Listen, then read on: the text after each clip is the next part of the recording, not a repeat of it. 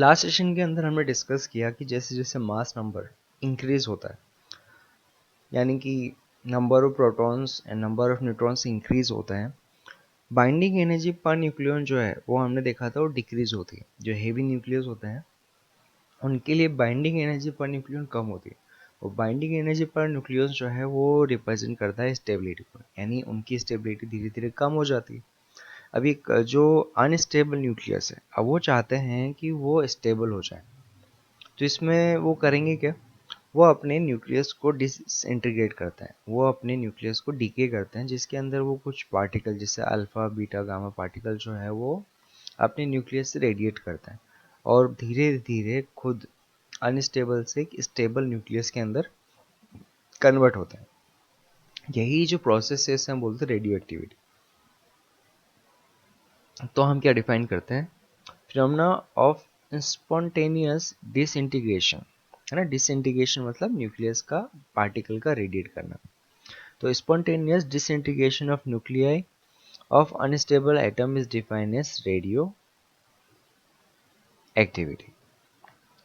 Generally atom जिनके लिए mass number जो है वो 192 से ज़्यादा होता है, यानी जेड जो है वो 82 से ज़्यादा होता है, जनरली वो रेडियो एक्टिव होते हैं, यानी वो अनस्टेबल न्यूक्लियस होते हैं जो डिसइंटीग्रेट होते हैं। जनरली हम देखते हैं कि जो नेचुरल रेडियो एक्टिव पार्टिकल्स होते हैं जिनका नेचुरली डिके होता है, उनका जो एंड प्रोडक्ट होता है वो लेड होता है, लेड और लेड आइसोटॉप्स। तो हम क्या देखते हैं यहाँ पे, lead isotopes is the stable end product of a natural radioactive series. Radioactivity की बात करें तो रेडियो एक्टिविटी जो है वो प्योरली एक न्यूक्लियर प्रोसेस है, यानी रेडियो एक्टिविटी की जितनी भी चीज़ें हम बात कर रहे हैं वो न्यूक्लियस के अंदर होगी। इसके अंदर इलेक्ट्रॉन का कोई भी रोल नहीं होता, कोई भी यहाँ पर उसका इफेक्ट नहीं होता। तो property of spontaneous emission of radiation is called radioactivity, and substance which show radioactivity known as radioactive substance. In radioactivity के an unstable nucleus emits alpha particle और beta particle. After emission of alpha और beta remaining nucleus में emit gamma particle and convert into more stable nucleus. तो देखो ये सब हमने बात की थी अभी कि किस तरीके से एक अनस्टेबल न्यूक्लियस जो है वो स्टेबल न्यूक्लियस में कन्वर्ट होता है। तो अब हम देखते हैं कि अल्फा बीटा पार्टिकल जो है वो निकलते हैं, तो कैसे निकलते हैं, किन कंडीशंस में निकलते हैं, और ये जो गामा पार्टिकल है ये क्या होता है। ठीक है, तो स्टार्टिंग हम करते हैं अल्फा पार्टिकल से। तो देखिए अल्फा पार्टिकल अगर हम देखें तो ये डबली आयोनाइज हीलियम एटम की तरह होता है, यानी अगर हीलियम में देखिए तो जैसे हीलियम के अंदर क्या होता है, उसकी न्यूक्लियस में 2 प्रोटॉन्स होते हैं और 2 न्यूट्रॉन्स होता है, और आउटर जो शेल्स है उनके अंदर हम देखते हैं कि 2 इलेक्ट्रॉन होता है। तो अगर हम यहाँ से 2 इलेक्ट्रॉन बाहर निकाल दें तो ये हमारे पास He24+2, ये हमारे पास अल्फा पार्टिकल को रिप्रेजेंट करता है। तो अल्फा पार्टिकल कुछ भी नहीं है, यहाँ पर हीलियम जो है उसमें से हमने 2 इलेक्ट्रॉन बाहर निकाल दिए, ये कंसिडर कर सकते हैं। तो it is a doubly ionized helium nucleus is contain 2 proton and 2 neutron. ठीक है, यानी कि अगर हम मास ऑफ अल्फा पार्टिकल की बात करें तो हम यहाँ से लिख सकते हैं 4 ऑफ मास ऑफ प्रोटॉन या 4 मास ऑफ न्यूट्रॉन, है ना, क्योंकि हम mass of proton approximate equal to mass of neutron consider करते हैं। ओके, और यहाँ पे अगर बात करें इस पे चार्ज पे, तो इस पे जो चार्ज होगा वो 2 ऑफ ई प्लस 2 ऑफ ई होता है। ओके, तो किसी न्यूक्लियस में बात करें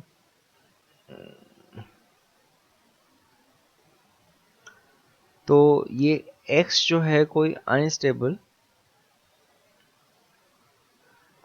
न्यूक्लियस है जो यहाँ पर Y में कन्वर्ट हो रहा है, और यहाँ पर ये जो है ये एक अल्फा पार्टिकल है, और Q जो है ये एनर्जी, यानी इसकी इक्वेशन हम लिखेंगे तो हम कैसे लिखेंगे, कोई X जो है वो कोई रेडियो एक्टिव सब्सटेंस है, इसको हम पेरेंट भी बोलते हैं, है ना, क्योंकि ये यहाँ पर क्या कर रहा है, डिवाइड हो रहा है, तो इसको हम पेरेंट भी बोलते हैं। तो ये हमारे पास इसका जो एटॉमिक नंबर है जो है वो है जेड, मास नंबर ए, ठीक है। तो जब यहाँ पर ये अल्फा पार्टिकल निकालेगा, है ना, यानी कि यहाँ पर ये Ag24 अपने में से बाहर निकाल रहा है, तो जो y होगा, y में a में से तो 4 कम हो जाएगा और z में से 2 प्लस 2Ag4 प्लस q।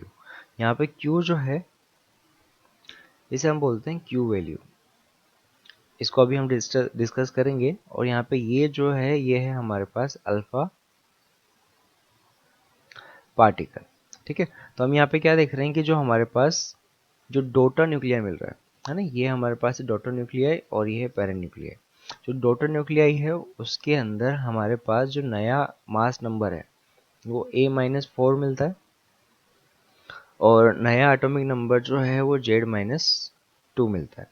तो अगर हम अज्यूम करते हैं कि इसमें से n अल्फा पार्टिकल्स निकले होते हैं, तो जो nth कंडीशन पे हमें डॉटर न्यूक्लियर मिलता है उसके अंदर हमारे पास उसका मास नंबर कितना होता है, वो होता है A-4n। और z उस कंडीशन पे हमें मिलता है Zn इजिकल टू Z-2n।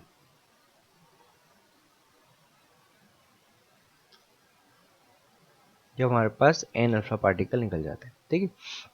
ये तो हमने देखा अल्फा पार्टिकल का इफेक्ट जो है वो पेरेंट न्यूक्लियर पे क्या होता है वो हमने देखा। एक अल्फा पार्टिकल निकलेगा तो उसके एटॉमिक नंबर से 2 कम हो जाएंगे और मास नंबर से 4 कम हो जाएगा। देखिए यहाँ पे Q जो है, Q यहाँ पर काइनेटिक एनर्जी होती है। देखिए अगर हमारे पास जैसे पेरेंट न्यूक्लियर जो है यानी कि X जो है स्टार्टिंग में अगर रेस्ट कंडीशन पे, तो हम क्या देखते हैं कि जब वो अल्फा पार्टिकल निकलता है तो अल्फा पार्टिकल की कोई एनर्जी होती है, काइनेटिक एनर्जी। वैसे यहाँ पे जो डॉटर न्यूक्लियर वाई है उसकी भी काइनेटिक एनर्जी होती है। तो इस इक्वेशन के अंदर उस काइनेटिक एनर्जी को जो डिसइंटीग्रेशन के बाद आई है उसको हम इंक्लूड कैसे करें। तो यहाँ पे ये जो Q वैल्यू है दैट इज काइनेटिक एनर्जी। जो हमारे पास काइनेटिक एनर्जी जो है ना न्यूक्लियाई की वो हम यहाँ पे Q वैल्यू से रिप्रेजेंट करते हैं। तो देखिए Q value it is defined as energy release during decay process. This energy is available in form of increase in kinetic energy of product, ठीक है। तो हम क्या देखेंगे कि जो डॉटर न्यूक्लियाई है उनकी काइनेटिक एनर्जी में जो चेंज आया है उसको हम यहाँ पे Q वैल्यू की फॉर्म में रखेंगे। देखिए ये जो इक्वेशन हम लिख रहे हैं उस इक्वेशन में हमने क्या देखा है कि मास कंजर्वेशन अप्लाई नहीं होता। इन इक्वेशन के अंदर मोमेंटम कंजर्वेशन अप्लाई होता है, एनर्जी कंजर्वेशन अप्लाई होता है। क्योंकि यहाँ पे रीज़न क्या है कि यहाँ पे जो मास होता है ये कन्वर्ट होता है एनर्जी की फॉर्म में। तो यहाँ पर ये जो मास जो चेंज हुआ है वही कन्वर्ट होता है एनर्जी की फॉर्म में। तो यहाँ पे Q वैल्यू जो है वो इसी फॉर्म के अंदर रिप्रेजेंट करता है। तो देखिए किसी भी रेडियो एक्टिव डिके के अंदर Q वैल्यू जो है that is rest mass energy of reactant minus rest mass energy of product. ये यहाँ पर Q वैल्यू जो है वो डिफाइन करता है। देखिए कैसे, जैसे कि हमारे पास अभी जो इक्वेशन हमने लिखी थी वो हमने लिखी थी x y plus 2Ag4 plus Q। तो यहाँ पे Q जो है वो क्या होगा, Q होगा mass of x minus mass of y minus mass of alpha particle into c square.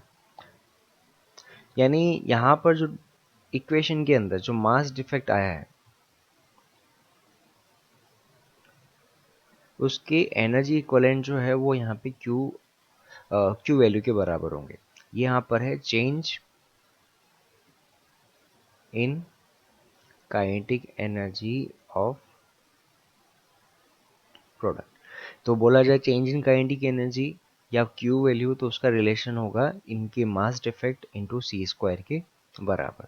Okay, और अगर यहाँ पर M X minus M Y minus M alpha ये अगर ए एम यू में दिया हुआ है तो हम इसका रिलेशन मेगा इलेक्ट्रॉन वोल्ट में फाइंड कर सकते हैं। इसका रिलेशन हम पहले देख चुके हैं।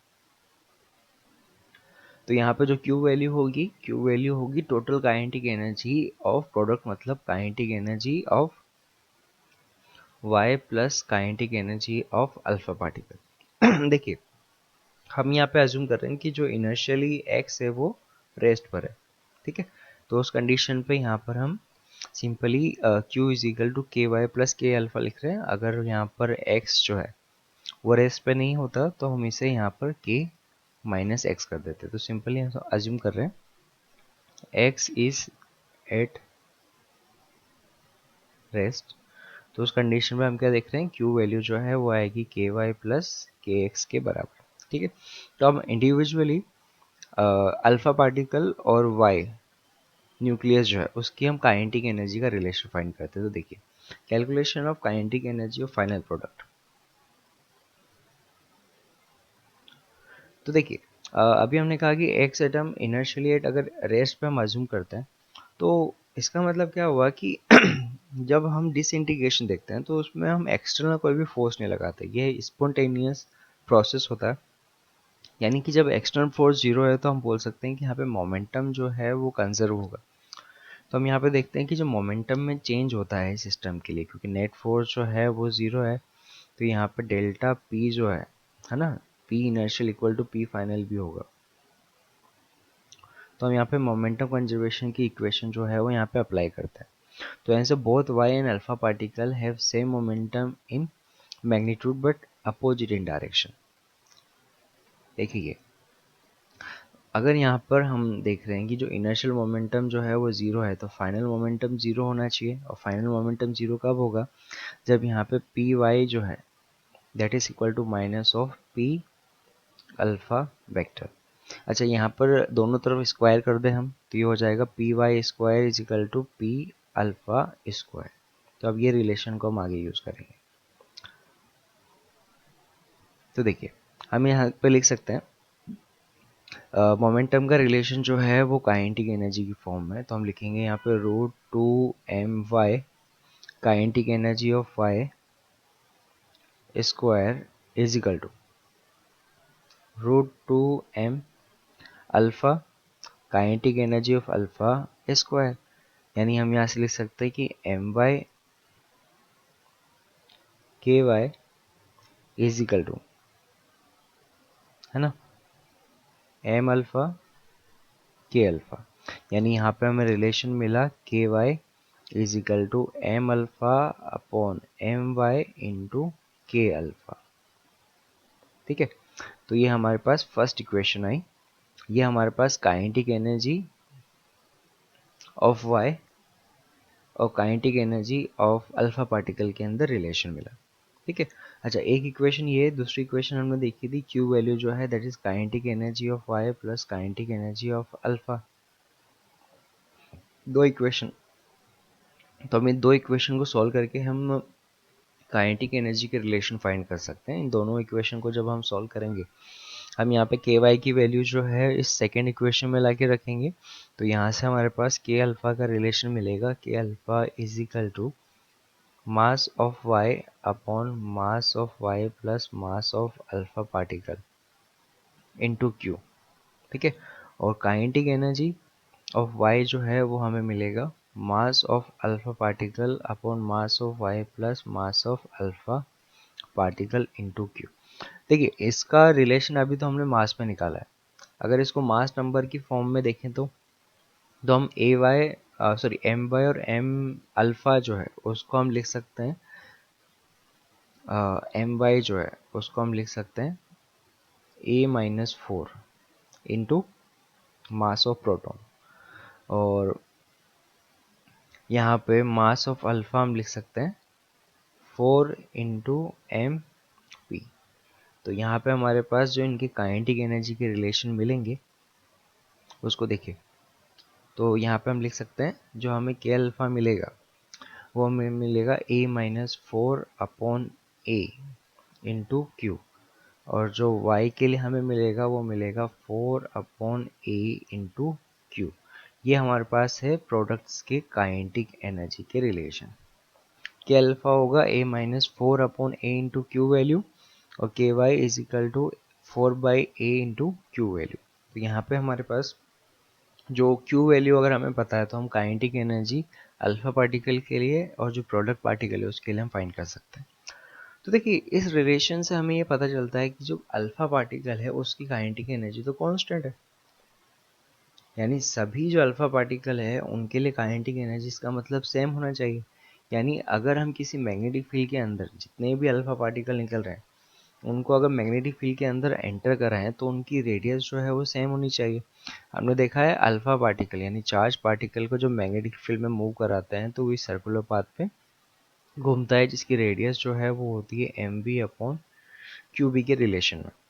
तो यहाँ पे मास ऑफ अल्फा पार्टिकल पता है ना। काइनेटिक एनर्जी की फॉर्म में लिखना है तो इसको हम ये भी लिख सकते हैं √2m, है ना, alpha particle kinetic energy of alpha particle upon Q भी। तो देखिए यहाँ पे मैग्नेटिक फील्ड कांस्टेंट है, क्यू कांस्टेंट है, एम कांस्टेंट है, काइनेटिक एनर्जी भी अगर कांस्टेंट है तो इस कंडीशन पे हमें रेडियस जो है वो सेम मिलनी चाहिए। बट अगर हम एक्सपेरिमेंट में देखें तो यहाँ पर एक्सपेरिमेंट में जो अल्फा पार्टिकल हम इस मैग्नेटिक फील्ड के अंदर एंटर कराते हैं तो इनकी रेडियस जो है वो अलग अलग आती है। अब क्वेश्चन ये होता है कि अगर हम यहाँ पे देख रहे हैं कि सबकी काइनेटिक एनर्जी अगर इक्वल है तो क्या रीज़न है कि यहाँ पर जो रेडियस है सभी अल्फा पार्टिकल जो हम मैग्नेटिक फील्ड के अंदर एंटर करा रहे हैं ये तो हमारे पास है एक्सपेक्टेड, पर प्रैक्टिकली हम देखते हैं तो हमें क्या मिलता है, अलग अलग रेडियस मिलती है। तो इसका रीज़न क्या है? तो देखिए एक बात समझिए, यहाँ पर जब न्यूक्लियस डिके होता है तो यहाँ पर जो नया न्यूक्लियस मिलता है हमें वो एक्साइटेड स्टेट में होता है। देखिए यहाँ पर जो एक्स न्यूक्लियस मिला है नेक्स्ट जो है अभी यहाँ पर ग्राउंड स्टेट में। यहाँ पर जब ये अल्फा पार्टिकल जो है एमिट करेगा तो ये हमारे पास जो है नया न्यूक्लियस मिला अल्फा पार्टिकल और क्यू वैल्यू। तो यहाँ पे हम क्या क्या देखते हैं कि ये जो एक्साइटेड स्टेट के अंदर न्यूक्लियस है वो एक फोटोन इमिट करता है, गामा पार्टिकल, और वो रेस्ट कंडीशन पे आता है। यानी एक्चुअल में हम क्या देखते हैं कि जो न्यूक्लियस है यहाँ पे एक्साइटेड स्टेट के अंदर उसकी काइनेटिक एनर्जी जो है और अल्फा पार्टिकल की काइनेटिक एनर्जी है वो तो सेम, बट एक्चुअल में यहाँ पर जो इक्वेशन हम लिखेंगे वो ऐसी होगी, फिर ये होगी y plus alpha plus Q minus energy of photon. ठीक है, तो एक्चुअल में हम यहाँ पे क्या देखते हैं, जो kinetic energy of alpha particle होती है वो यहाँ पर आती है a-4/a इंटू क्यू माइनस ई, और यहाँ पे ई जो है वो अलग अलग न्यूक्लियस के लिए अलग अलग होती है। इस वजह से हम देखते हैं कि यहाँ पर जो काइनेटिक एनर्जी और अल्फा पार्टिकल होती है वो सभी की एनर्जी जो है वो अलग अलग होती है। वो डिपेंड करता है न्यूक्लियस पे और पूरा स्पॉन्टेनियस रिलेशन वो होता है। ठीक है, तो यहाँ पे ये होता है काइनेटिक एनर्जी का रिलेशन, और एक्साइटेड स्टेट के अंदर न्यूक्लियस जो है वो एक गामा पार्टिकल को बाहर निकालता है और यहाँ पे काइनेटिक एनर्जी और अल्फा पार्टिकल जो है वो हमें अलग अलग मिलती है, और ये अलग अलग काइनेटिक एनर्जी मिलने का रीज़न है गामा पार्टिकल। ओके, तो अल्फा पार्टिकल के बाद हम देखते हैं बीटा पार्टिकल। तो देखिए बीटा, अभी हमने देखा अल्फा पार्टिकल, ये तो हेवी न्यूक्लियस जो है वो अपने में से प्रोटॉन और न्यूट्रॉन उनको बाहर निकालते हैं, उसमें हमने देखा था alpha emission. Beta particle emission देखिए कब होता है, जब हम हेवी न्यूक्लियस में देखते हैं तो नंबर ऑफ न्यूट्रॉन्स या नंबर ऑफ प्रोटॉन्स जब ज़्यादा हो जाता है तो स्टेबिलिटी के लिए होता क्या है, न्यूट्रॉन जो है वो प्रोटॉन में कन्वर्ट होते हैं या प्रोटॉन जो है वो न्यूट्रॉन में कन्वर्ट होता है। तो उस कन्वर्जन के अंदर जो एक्स्ट्रा पार्टिकल निकलता है वो होता है यहाँ पर beta particle. Normally beta particle जो होते हैं वो दो होते हैं, एक होता है इलेक्ट्रॉन और दूसरा होता है पॉजिट्रॉन। एक होता है बीटा माइनस, एक होता है बीटा प्लस। तो जो बीटा माइनस होता है उसे हम E-10 से रिप्रेजेंट करते हैं, और जो पॉजिट्रॉन होता है उसे +E0 से रिप्रेजेंट करता है। ठीक है, तो सबसे पहले हम देखते हैं बीटा माइनस पार्टिकल, कि बीटा माइनस पार्टिकल जो है वो कैसे आता है। तो देखिए, when nucleus has excess neutron, तो यहाँ पे होगा क्या, न्यूट्रॉन जो है वो कन्वर्ट होगा प्रोटॉन के अंदर। तो हम क्या देखेंगे, when nuclear has excess neutron it beta particle to bring neutron to proton ratio into stable region, a neutron get converted into proton and beta particle, therefore atomic mass remain constant while atomic number increase by 1। तो यहाँ पे होगा क्या, neutron जो होगा वो convert होगा proton के अंदर, ठीक है, और साथ में क्या निकलेगा, बीटा पार्टिकल, ठीक है। तो यहाँ पर ये रिएक्शन में हम देखेंगे यहाँ पर जो नंबर ऑफ मास नंबर की अगर हम बात करें, नंबर ऑफ न्यूक्लियस की बात करें, वो रहता है कांस्टेंट। पर यहाँ पे अगर हमारे पास जेड का हम देखें तो जेड जो है वो +1 हो जाता है, यानी कोई एक्स न्यूक्लियाई है, ये जेड और ए, अगर वो एक इलेक्ट्रॉन यानी माइनस बीटा पार्टिकल अगर निकालता है, ठीक है, तो उसके साथ अगर हम जो देखेंगे जो डॉटर न्यूक्लियर मिलेगा, उसके अंदर जेड जो है वो +1 हो जाएगा और ए जो है वो सेम रहेगा +q।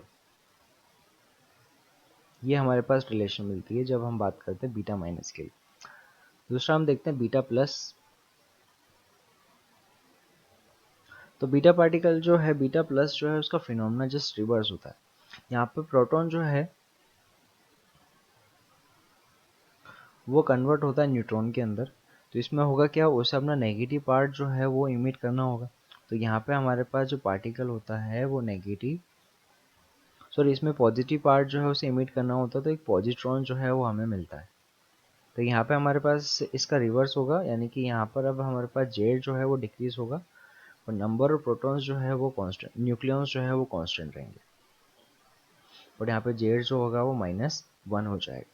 यानी कोई एक्स न्यूक्लियस है जेड ए, अगर वो यहाँ पर तो बीटा प्लस निकाला था, तो अगर यहाँ पे, सॉरी यहाँ पे तो बीटा माइनस निकाला था, अगर यहाँ पे बीटा प्लस निकालेगा तो जो वाई हमें मिलेगा उसमें ए तो जो है वो सेम ही रहेगा, पर जेड जो है वो -1 हो जाएगा।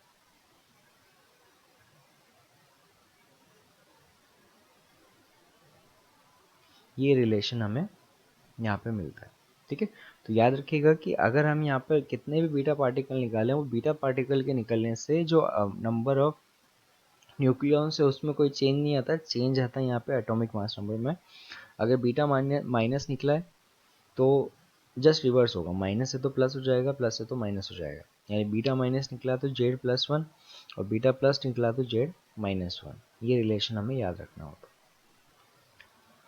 तो यहाँ पे जो बीटा पार्टिकल निकल रहा है उसकी अगर काइनेटिक एनर्जी का रिलेशन हम देखें तो हमें पता चलता है कि अगर सिमिलर कंडीशन में देखें तो यहाँ पर भी सभी बीटा पार्टिकल की एनर्जी सेम होनी चाहिए, पर जब उसे हम मैग्नेटिक फील्ड के अंदर एंटर कराते हैं तो यहाँ पर रेडियस जो है वो वेरिएबल मिलती है, यानी यहाँ पर हमें कंटिन्यूस वेरिएशन मिलता है इन रेडियस, यानी यहाँ पे कंटिन्यूस वेरिएशन जो है वो काइनेटिक एनर्जी का भी होगा। अभी क्वेश्चन है कि यहाँ पर अगर बीटा पार्टिकल की एनर्जी सेम होती तो ये ग्राफ जो है वो सेम रेडियस का आना चाहिए था। तो अब यहाँ पे क्वेश्चन है कि यहाँ पर जो रेडियस है उसमें डिफरेंस जो है, काइनेटिक एनर्जी में जो डिफरेंस है वो क्यों है। तो यहाँ पर इसका आंसर मिलता है एंटी पार्टिकल्स। ठीक है, एंटी पार्टिकल जो है वो पार्टिकल होते हैं जिनका कोलिजन अगर हम दूसरे पार्टिकल्स में कराएं तो वो कम्प्लीटली डिस्ट्रॉय हो जाएंगे, सिर्फ एनर्जी बचेगी। जैसे फॉर एग्जांपल इलेक्ट्रॉन, इसका मास जो है वो एम के बराबर होता है, चार्ज माइनस होता है। और पॉजिट्रॉन अगर देखें इन पर चार्ज प्लस होता है, मास जो है एम के बराबर होता है। तो दोनों क्या है, एंटी पार्टिकल। वैसे ही यहाँ पर होता है न्यूट्रिनो और एंटी न्यूट्रिनो। तो यहाँ पे जब न्यूक्लियस में अगर हम देखें न्यूट्रॉन एंड प्रोटॉन कन्वर्ट होते हैं तो उसमें एंटी पार्टिकल है ना, न्यूट्रिनो और एंटी न्यूट्रिनो निकलते हैं। यानी कि जब हमारे पास न्यूट्रॉन जो है वो कन्वर्ट होता है प्रोटॉन के अंदर।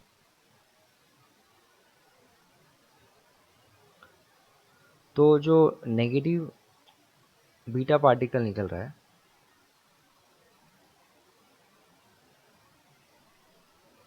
उसके साथ एंटी न्यूट्रिनो निकलता है। वैसे जब हमारे पास प्रोटॉन जो है वो कन्वर्ट होता है न्यूट्रॉन के अंदर, तो यहाँ पे हमारे पास जो पार्टिकल निकलता है वो होता है न्यूट्रिनो। ठीक है, तो यहाँ पर जो न्यूट्रिनो और एंटी न्यूट्रिनो है उसके बाद यहाँ पर जो बीटा पार्टिकल उनकी एनर्जी अलग होती है, इसलिए हमारे पास जो बीटा पार्टिकल की एनर्जी है वो अलग अलग मिलती है। तो याद रखिएगा, जब हमारे पास न्यूट्रॉन या प्रोटॉन कन्वर्ट होता है दूसरे पार्टिकल में, तो यहाँ पर जो पार्टिकल है एंटी पार्टिकल्स निकलता है, माइनस बीटा के साथ एंटी न्यूट्रिनो और प्लस बीटा के साथ न्यूट्रिनो पार्टिकल निकलेगा। तो देखिए यहाँ पर ये वाला कर्व जो है हम पहले देख चुके, ये हमारे पास है नंबर ऑफ प्रोटॉन और neutron ratio graph, stability curve. तो हमने देखा था कि यहाँ पर जब हम बात करें इनके रेशियो की, n/z, अगर हम देखें तो यहाँ पर देखिए ये कर्व जो है वो n और z के बीच में, तो ये वाली जो लाइन है स्ट्रेट लाइन, ये तो n/z = 1 देगा। तो इसमें हम क्या देखते हैं, ये जो स्टेबिलिटी कर्व है, तो न्यूक्लियस जो है वो स्टेबिलिटी कर्व के आसपास आना चाहेंगे। तो हम यहाँ पे देखते हैं कि वो न्यूक्लियस जो यहाँ पर इस बेल्ट के ऊपर की तरफ होता है वो क्या चाहेंगे, नंबर ऑफ न्यूट्रॉन्स को कम करना। तो इसके लिए वो क्या करते हैं, वो बीटा माइनस डीके जो है वो देते हैं। तो यहाँ पे हम क्या देखते हैं, जब हमारे पास n/z जो है वो ज़्यादा होता है, उसका रेशियो जब ज़्यादा होगा, तो वो क्या करेंगे, बीटा माइनस डीके शो करेंगे और यहाँ से स्टेबिलिटी कर्व के पास आएंगे। वैसे यहाँ पर ये वाले जो एलिमेंट्स होते हैं जिनके लिए n/z जो है वो स्टेबल से कम होता है, वो क्या करेंगे, वो बीटा प्लस डीके शो करेंगे और वो यहाँ से यहाँ पर स्टेबिलिटी कर्व के पास आता है। तो जनरली n/z जिनके लिए ज़्यादा होता है वो वाले जो हैं वो बीटा माइनस इमिट करेंगे, n/z जिनके लिए कम होता है वो जनरली बीटा प्लस इमिट करेंगे। तो थर्ड जो है वो हम देखते हैं गामा पार्टिकल। जैसे हमने कहा कि जब अल्फा और बीटा पार्टिकल इमिट होते हैं तो न्यूक्लियस जो है वो एक्साइटेड स्टेट में होता है। तो न्यूक्लियस जो है वो एक्स्ट्रा एनर्जी जो है वो इमिट करके ग्राउंड स्टेट में आता है। जैसे कि फॉर एग्जांपल अगर हम देखें, ये जो है वो डॉटर न्यूक्लियाई है, तो जब ये अल्फा और बीटा पार्टिकल निकालेगा तो ये हमारे पास होता है वाई स्टार और ये होता है वाई का ग्राउंड स्टेट। तो इन दोनों के बीच का जो एनर्जी डिफरेंस होता है वो यहाँ पर एच न्यू यानी फोटोन की फॉर्म में इमिट होता है, इसी को हम बोलते हैं गामा पार्टिकल। तो होगा क्या, जब न्यूक्लियस जो है वो यहाँ पर एक्स से होगा तो पहले वो यहाँ पर वाई स्टेट में आएगा, वाई से यहाँ पर ग्राउंड स्टेट में आएगा। तो यहाँ पर जो एनर्जी का डिफरेंस होगा वो इमिट होगा, ये होगा गामा पार्टिकल की फॉर्म में। तो जब गामा पार्टिकल निकलता है तो उसमें उसके atomic mass number atomic number या मास नंबर में कोई भी चेंज नहीं आता। तो हम देखते हैं कुछ रिलेशन। देखिए ये हमें बोला है कि in a radioactive decay chain initial nucleus is 23290, यानी यहाँ पे हमें बोला है कि इसका मास नंबर जो है 232 है और जो एटॉमिक नंबर है वो 90 है। इस न्यूक्लियस से 6 अल्फा पार्टिकल और 4 बीटा पार्टिकल, देखिए कुछ भी नहीं लिखा हुआ, तो बीटा प्लस है, 4 बीटा पार्टिकल जो है वो मीट होते हैं। तो जो एंड प्रोडक्ट हमें मिलेगा उसमें मास नंबर और एटॉमिक नंबर क्या होंगे। तो देखिए एक बार समझिए, जब हम बात करेंगे 23290, तो इसमें से हमारे पास -6 अल्फा पार्टिकल निकले और 4 बीटा पार्टिकल निकले, तो हमें जो XAZ मिलेगा। तो अब देखिए यहाँ पर A जो होगा वो होगा 232 माइनस, अगर एक अल्फा पार्टिकल निकलता है तो जो 4 है, 4 मास नंबर में चेंज आता है, तो ये 6 अल्फा पार्टिकल है तो 6 × 4, देखिए बीटा पार्टिकल से यहाँ पर मास नंबर में कोई चेंज नहीं आता, तो ये आएगा 232 माइनस 24, यानी ये आना चाहिए हमारे पास 208। यानी दो ऑप्शन ए और बी जो है वो पॉसिबल हो सकते हैं। अब हम देखते हैं जेड। तो जेड जो है ये है 90। जब हमारे पास 6 अल्फा पार्टिकल निकलेंगे तो 6 इंटू 2 इतना डिक्रीमेंट होगा अल्फा पार्टिकल की वजह से। बट यहाँ पे 4 बीटा पार्टिकल निकल रहे हैं, तो जब बीटा पार्टिकल निकलते हैं तो यहाँ पे न्यूट्रॉन जो है वो कन्वर्ट होते हैं प्रोटॉन के अंदर, यानी यहाँ पर ये जो है वो प्रोटॉन को इंक्रीज करेंगे। ये आएगा 90 माइनस 12 प्लस 4। ओके, तो ये हमारे पास आएगा 90 माइनस 8 यानी 82। तो जो रिजल्टेंट यहाँ पे मिलेगा उसमें हमारे पास x के लिए 82 जेड होगा और 208 ए होगा, यानी करेक्ट ऑप्शन जो है वो होगा बी।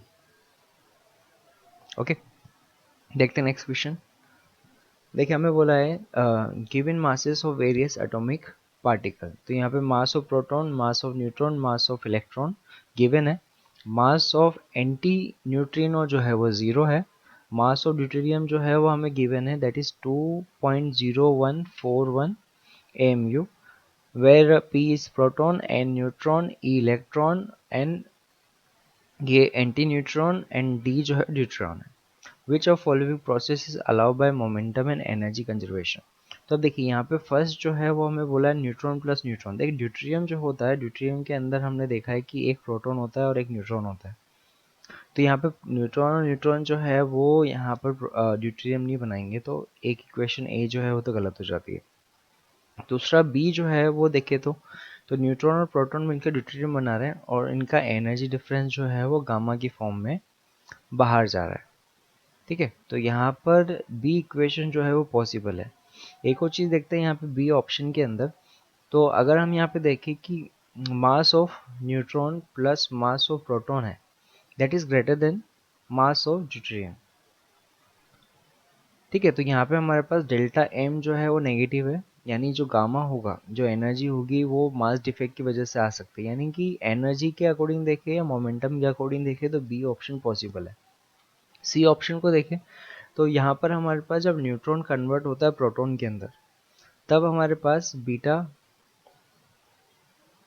प्लस और न्यूट्रिनो निकलता है, सॉरी बीटा प्लस और एंटी न्यूट्रिनो निकलता है। तो यहाँ पर ये इक्वेशन जो है ये गलत हुई, और इलेक्ट्रॉन है ना, इलेक्ट्रॉन और प्रोजेस्ट्रॉन जो है वो दोनों मिलके एनर्जी रिलीज करते हैं। बट यहाँ पे हमारे पास एनर्जी कंजर्वेशन जो है, मोमेंटम कंजर्वेशन जो है वो अप्लाई नहीं होगा, यानी ये इक्वेशन भी गलत है। यानी सही आंसर जो होगा वो होगा बी। इसके अंदर हमारे पास एनर्जी कंजर्वेशन और मोमेंटम कंजर्वेशन दोनों अप्लाई होते हैं। Okay,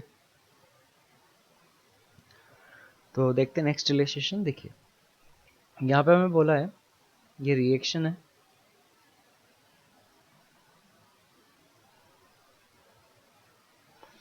given that binding energy per nucleon of reactant are respectively, ये हमारे पास इनकी एनर्जी जो है मेगा इलेक्ट्रॉन वोल्ट्स में गिवन है।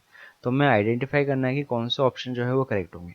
तो देखिए इक्वेशन को अगर हम देखें तो यहाँ पर न्यूक्लियस जो है वो प्रोडक्ट के अंदर डिवाइड हो रहा है, यानी कि हमें यहाँ पर एनर्जी जो है वो सप्लाई करनी पड़ेगी।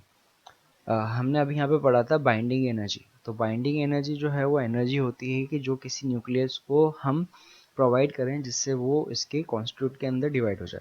तो वैसे यहाँ पर भी है। तो यहाँ पे क्या होगा, हमें एनर्जी सप्लाई करनी होगी, यानी कि यहाँ पर देखिए ये ऑप्शन ए और ऑप्शन डी, ये दो ऑप्शन तो वैसे हट जाते हैं। तो हमें यहाँ पे देखना है कि कितनी एनर्जी हमें सप्लाई करनी होगी। ठीक है, तो अब देखिए यहाँ पर जो एनर्जी हम सप्लाई कर रहे हैं वो क्यू वैल्यू होती है, दैट इज एनर्जी या binding energy of reactant minus binding energy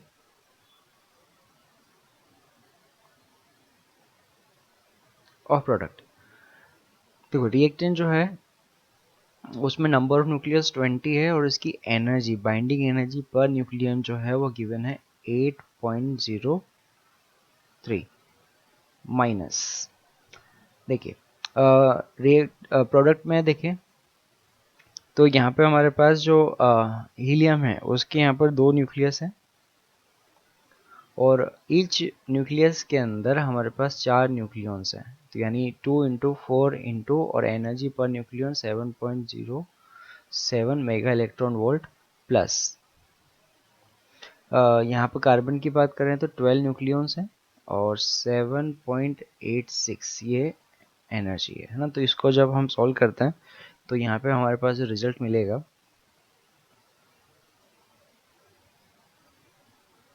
ये होगा 9.72 मेगा इलेक्ट्रॉन वोल्ट।